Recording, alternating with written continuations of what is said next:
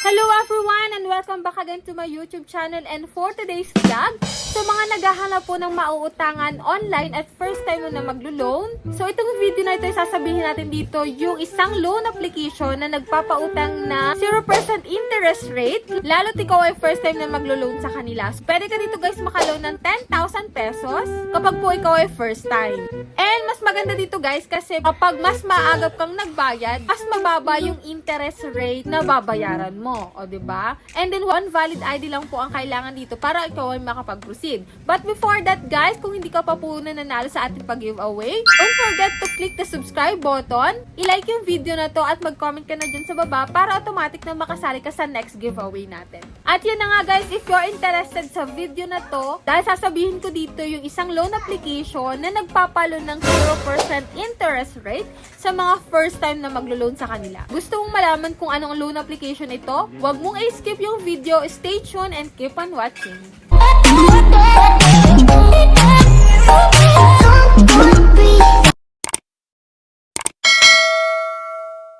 Ayan guys, para mag-direct kayo sa kanilang application or website, i-click mo na dyan yung link sa baba if you're interested na mag-loan dito.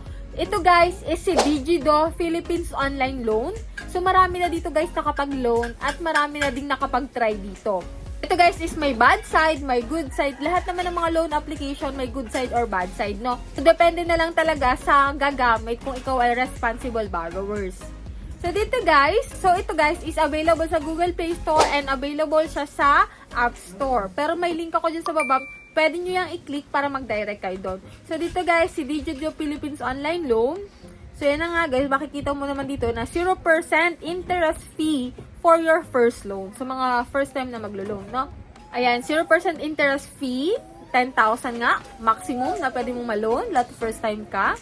One valid ID lang ang required, fast approval, fully automated.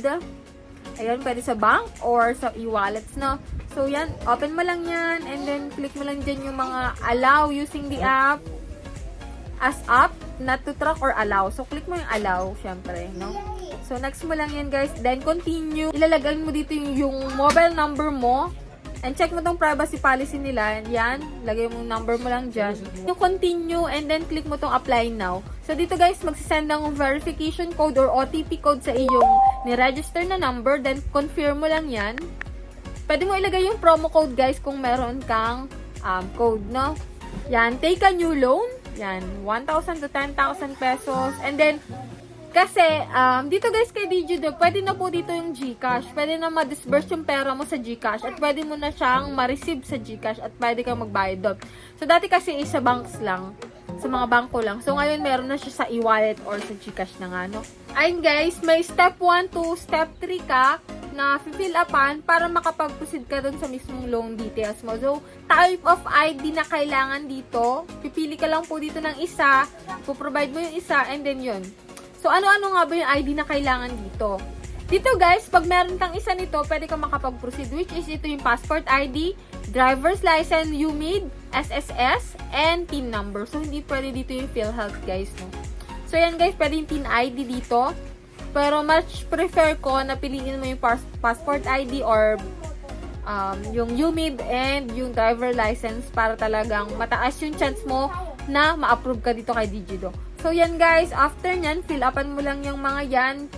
So, click mo lang dyan yung next step. And then, ito na nga guys, ilalagay mo dito kung saan yung address mo. And then dito guys, yung last step, which is step 3, ito yung employment details mo, kung saan ka nagtatrabaho. And then magpo-provide ka dito ng references. Sabi dito, the more references, the higher chances of getting approved. So mas marami kang ibibigay ng references, mas malaking chance mo na ma-approve ka dito kay Digido.